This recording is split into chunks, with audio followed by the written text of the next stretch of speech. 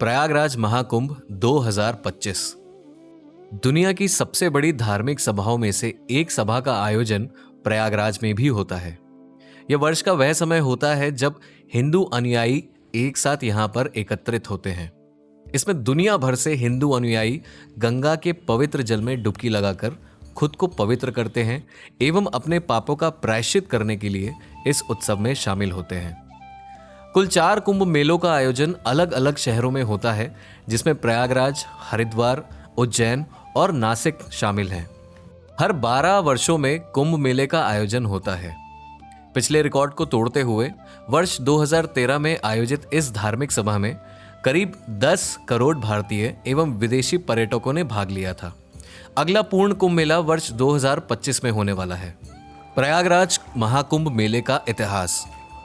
हिंदू पौराणिक कथाओं के अनुसार भगवान विष्णु ने एक बार अमृत को एक बर्तन में रखा और 4 विशिष्ट स्थानों पर दिव्य अमृत की 4 बूंदें गिरा दी। ये विशिष्ट स्थान नासिक, उज्जैन, प्रयागराज और हरिद्वार थे। यह भी सुझाव दिया गया है कि प्रयागराज के पुजारियों ने कुंभ मेलों में से एक के अनुष्ठान की विधि को अपनाया और उन्हें माघ मेले, जो कि एक क्षेत्रीय मेला है, में इस्तेमाल किया। कई पुराणों में इस माघ मेले का उल्लेख भी किया गया है, जिसकी जड़ें प्राचीन काल में हैं। प्रयागराज कुंभ मेले की कहानी। अमृत का वह चिरस्थायी बर्तन जिसके लिए देवताओं और राक्षसों ने युद्ध किया था, का उल्लेख प्राचीन वैदिक साहित्य के पुराणों में मिलता है। किंवदंती के अनुसार जब राक्षसों और देवताओं ने मिलकर अमरता का अमृत बनाया, तब शापित होने के बाद से देवता राक्षसों के आतंक से भयभीत थे और इस डर ने अंततः उन्हें कमजोर बना दिया। देवताओं और राक्षसों ने एक साथ काम पूरा करने और अमरता के अमृत को समान रूप से विभाजित करने के लिए एक समझौता किया, क्योंकि उनके लिए इसे स्वयं पूरा करना बहुत मुश्किल था।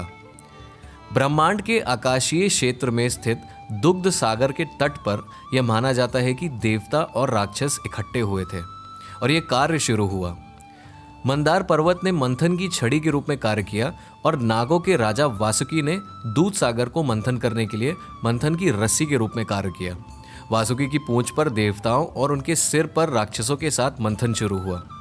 भगवान शिव ने शुरू में दूध सागर के मंथन से बना एक विष पिया और अप्रभावित रहे। इसे पीते ही भगवान शिव के हाथों से जहर की कुछ बूंदें गिर गईं और बिच्छू, सांप और अन्य घातक जीव उन्हें चाट गए। मंथन के दौरान मंदार पर्वत समुद्र में डूबने लगा। तब भगवान विष्णु ने एक विशाल कछुए का रूप धारण किया और पर्वत को अपनी पीठ पर उठा लिया।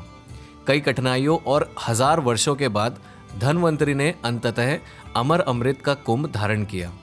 राक्षसों के बुरे इरादों के डर से देवताओं ने जबरन बर्तन पर कब्जा कर लिया और इसकी सुरक्षा निश्चित करने के लिए बृहस्पति, सूर्य, शनि और चंद्र पर भरोसा किया। तत्पश्चात राक्षसों ने 12 दिनों और 12 रातों तक देवताओं का पीछा किया। हर जगह लड़ाई छिड़ गई। देवता अमृत के बर्तन के साथ गए। माना जाता है कि इस युद्ध के दौरान अमृत की कुछ बूंदें प्रयागराज, हरिद्वार, उज्जैन और नासिक में गिरी थी। तब से यह माना जाता है कि इन 4 स्थानों ने रहस्यमय क्षमताएं विकसित की हैं। कुंभ मेला हर 12 साल में एक बार उन 4 स्थानों पर आयोजित किया जाता है। अपने आप को सभी पापों से मुक्त करने के लिए लाखों तीर्थयात्री हर वर्ष स्नान और संस्कारों में भाग लेने के लिए इकट्ठा होते हैं।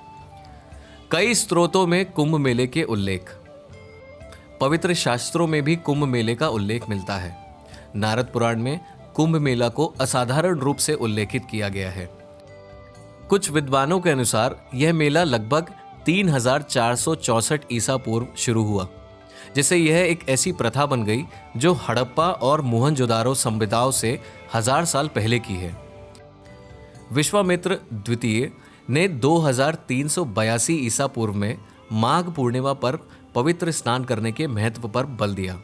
लोगों को पहली बार 1302 ईसा पूर्व में महर्षि ज्योतिष द्वारा माघ पूर्णिमा पर पवित्र स्नान करने के महत्व से अवगत कराया गया था। चीनी खोजकर्ता हेनसांग ने अपनी पुस्तक में कुंभ मेले के बारे में भी लिखा है। उनकी यात्रा, जिसे भारत यात्रा के रूप में जाना जाता है, का वर्णन उनकी पुस्तक में किया गया है। 629 ईसा पूर्व में हुए इस दौरे के दौरान सम्राट हर्षवर्धन के साम्राज्य में प्रयाग में हिंदू मेले का उल्लेख है। आगामी कुंभ मेले से जुड़ी हर जानकारी आपको हमारी आधिकारिक वेबसाइट www.mahakumbh.in पर मिल जाएगी। आप हमसे दिए गए नंबर्स पर संपर्क भी कर सकते हैं। धन्यवाद।